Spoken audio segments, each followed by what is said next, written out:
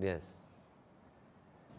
So at the retreat, you emphasized again and again that the self cannot be known and the known cannot be trusted. So Okay. what we know, if what we know cannot be trusted, then how can we trust the self which cannot even be known? Okay, again. One more time. Slowly this time. So at the retreat, you were emphasizing again and again that self cannot be known Self cannot be known. Okay. and the known cannot be trusted. The known cannot be trusted. Correct. So if what we know cannot be trusted, Correct. then how can I trust the self which I don't even know? Okay. Wonderful question. Wonderful question.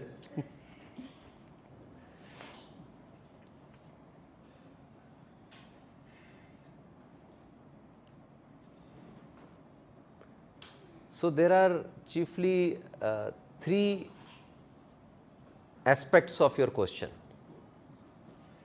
The first one is about self cannot be known.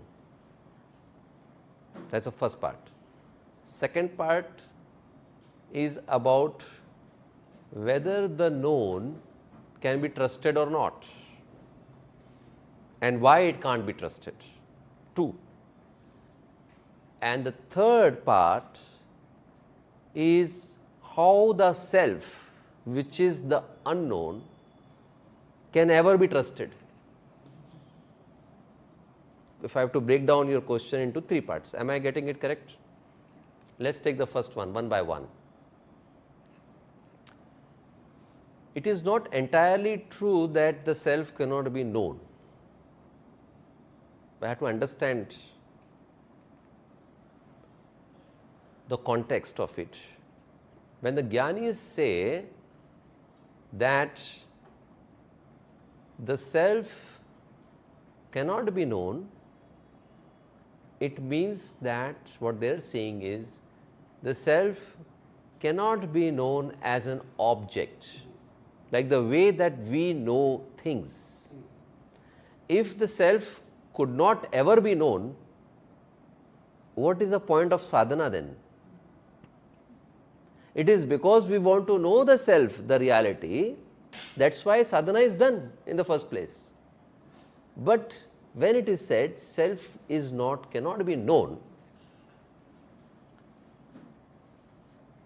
what it means is it is not a way that ordinarily that how we know things. I can know you through how?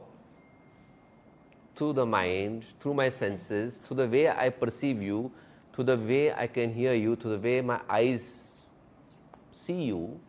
My mind also sees you differently. Same thing, you could also do the same thing about me. Self cannot be known that way. That is the meaning of that when they say that the self cannot be known. The self can be known as a knower itself, on which all knowingness is happening and taking place.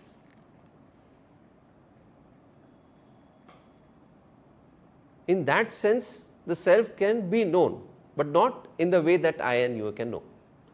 The self can be known instantly if pointed towards.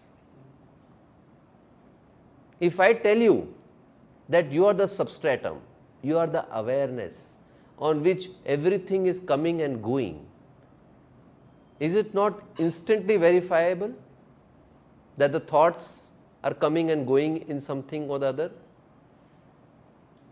So in that sense, the self can be instantly known. It doesn't require time or space or anything to be known, but it cannot be known through the way that objects are known. And the reason why that is because of the two powers of Maya, illusion, Avaran and Vikshepan. Avaran is that it hides something, the veil, it veils the self. The power of the Maya, illusionary power of Maya to hide something that is real. And Vikshepan means that power of the Maya that projects the unreal. Because of that I cannot know the self. But on pointing out I can come to know. Example, if I see a rope, that is what the Jnanis give the example in Advaita. I feel it is snake. The real is rope. The mind projects that it is snake and I become fearful of it. That is the example of avaran. It hides the rope, but it projects what? Snake. That is why I cannot know the self. But upon pointing out by a Jnani, hey, listen, this is not a snake, this is a rope, immediately the self is known. Is it not true? That immediately knowing, pointing towards yourself, should be done again and again in your daily practices in your life, so that it becomes part of your big memory, it becomes part of your remembrance, it becomes part of who you really are. You keep remembering it again and again till it becomes your nature, primary nature. Because it is true, all your fears are based upon this projection. It is based upon the illusionary or illusion of Maya itself. So that answers your first question. Is that self can be known or not? It can be known, but it remains hidden. Like the sun remains hidden behind the clouds. It is not really that the sun, that it has the few little clouds have really hidden the sun. Cloud, what is the thing of a cloud that it can hide a sun? But it appears that the appearance is of Maya, illusion, avarana and vikshepa. Understand? That's why, but it can be instantly known. The moment you point out, listen, you are getting worried for no reason, you are self. You are creating a story out of something that is illusionary. Your fears are all illusionary based. Now you are free from it.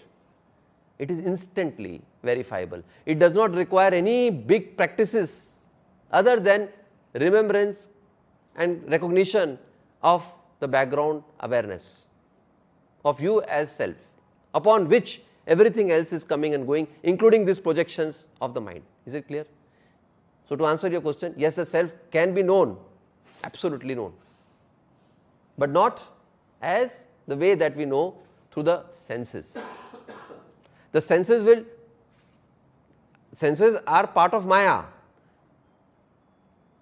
It is here to create fear in you. It is here to create incompletion in you. It is here so that you can seek things. How can it support the self? No. Only your buddhi, discriminating power, can tell you that, okay, this is the illusion working in it, and you have to tell yourself this and remind yourself it, and then remember and recognize it. That answers your first question. Your second question. What was the second question? I only forgot.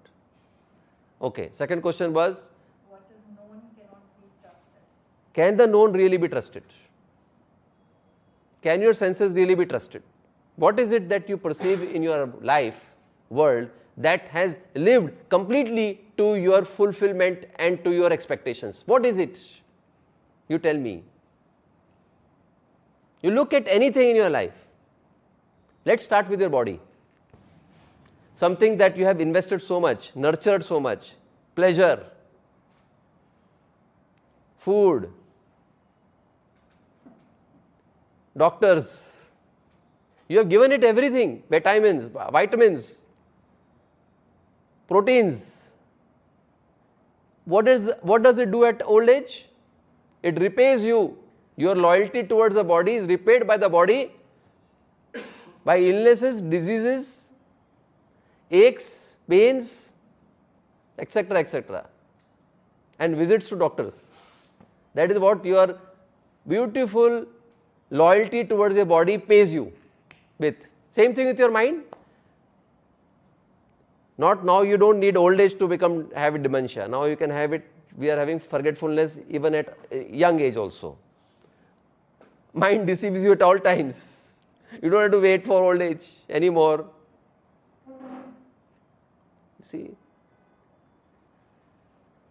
the heartaches that you have, the expectations that you build through your mind, the mind is deceiving you. Your intelligence deludes you at all times. You look at it. Then what else can you? Relationships, they change in the world. What they promised and what they deliver, that also is changing. People fall out of relationships, even though they are together, they are falling apart. Where is relationships also? You look at anything that you are putting your heart into, or from where you are, what you consider as known. This is where the known is. I am very sure that this is going to give me satisfaction. After some time, that satisfaction also is taken away. If it is there for some time, maybe fleeting happiness is there.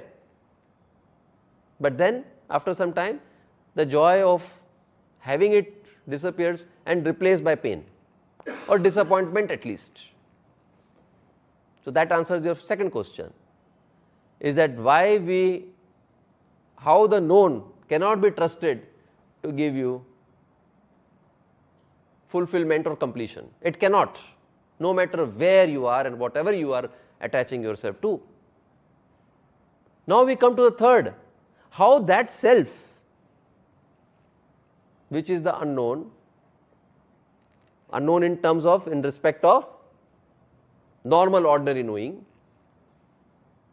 can be trusted. This awareness that we just did, this awareness, I am, I, on which everything is coming and going, is it not permanent? That awareness on which every thought, every idea, every imagination, every story is happening, the substratum always is. Right from childhood to old age, that I will always remain, that awareness I will always be consistent. I will always refer to myself, I went and came, I will always be there. I am disappointed, I always am there. I have this, I lost this. Who lost, who gained? I is always there. So that is permanently there. Now you will say, but the mind also appears to be there, the body is also there, and so the I is also there. No, in deep sleep state, the body is not there, the mind is not there, the senses are not there, still the I is there, awareness is there, because you come to know I slept very well. Something has to be there that enjoyed everything, that was happy even when the mind was not there, relationships were not there, stories were not there, your waking state was not there. In deep sleep state, everything is taken away, all that you thought you possessed, gone, yet the I remains. And so this I, when you were a small child also, you had deep sleep state, you had a deep sleep. When you are going to be old, at old age also, deep sleep state will not deceive you. That awareness will never deceive you, no matter what. So who are you going to trust then? So Advaita says, trust this I, awareness. Come to this awareness. Either you come directly to it by recognizing it, instantly know it, instantly verify it. Don't delay it by any process, because those are distractions. Anything that tells you that requires so much sadhana to come to know yourself is delusion. It is via method. Come directly, come to know now itself. This substratum is on which everything, all states, waking, dream state, deep sleep states are all on that I. The moment you make this deep sleep state aware, you are aware of this deep sleep state, this awareness, that time you will be free from everything. Because it is there. You did not know it in deep sleep state that the I was in tremendous joy and happiness. But you are aware of it once you wake up also. You come to know, I enjoyed amazing sleep. So it is constantly there. This awareness, therefore, is the only thing that you can trust. Anything else in life, you cannot completely trust that it will be there or not there. Having said that, it in no way means that we must become a recluse or we must shun these objects or shun the world or world of objects. Absolutely not. You need not shun anything, but you must know the reality. And knowing the reality means knowing the deception that the world and the world of objects can do. Come to the reality of your being and engage with everything through that way. Build your expectations, realistic expectations with the objects. You see what I mean? So that answers your third question.